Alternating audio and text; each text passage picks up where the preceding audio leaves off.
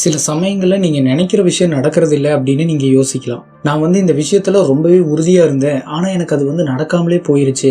ஏன் இந்த விஷயத்துல ஈர்ப்பு விதி வேலை செய்யாம போச்சு அப்படின்னு எனக்கு புரியவே இல்லை அப்படின்னு நீங்க நினைக்கலாம். இப்போ ஒரு நபர் தனக்கு அந்த வேலை கண்டிப்பா கிடைக்கும் அப்படின்னு நினைக்கிறாங்க. இன்டர்வியூ போய் அட்டென்ட் பண்றாங்க. ரொம்பவே நம்பிக்கையோட இருக்காங்க. ஆனா அவங்களுக்கு அந்த வேலை கிடைக்காம போயிடுது. அவங்களுக்கு ஒரே குழப்பமா இருக்கு. ஏன் இந்த வேலை நமக்கு கிடைக்காம போச்சு? நம்ம ரொம்பவே நம்பிக்கையோட தான் இருந்தோம். இந்த வேலை கண்டிப்பா நமக்கு கிடைச்சே தீரும் அப்படின்னு நம்ம நினச்சிக்கிட்டு போனோம். இன்டர்வியூவில் நம்ம நல்லா பர்ஃபார்ம் கூட பண்ணோம். அதுக்கு பிறகும் நம்ம ரொம்பவே கான்ஃபிடென்ட்டாக இருந்தோம். ஆனால் ரிசல்ட் நமக்கு ஆப்போசிட்டாக இருக்குது. ஏன் அப்படி நடந்தது அப்படின்னு யோசிக்கலாம். இந்த இடத்துல நீங்கள் புரிஞ்சுக்க வேண்டியது, ஈர்ப்பு விதி என்றைக்குமே தப்பாக வேலை செய்யாது.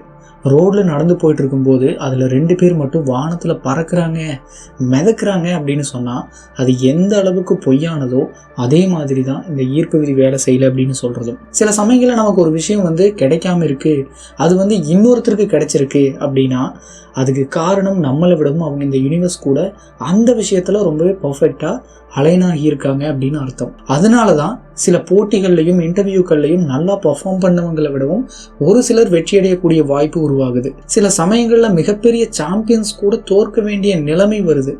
காரணம், வெற்றி அடைஞ்ச நபர் இந்த சாம்பியனை விடவும் அந்த சமயத்தில் இந்த யூனிவர்ஸ் கூட அந்த விஷயத்தில் ரொம்பவே கச்சிதமாக அலைனாகி இருந்திருப்பாங்க. நன்றி.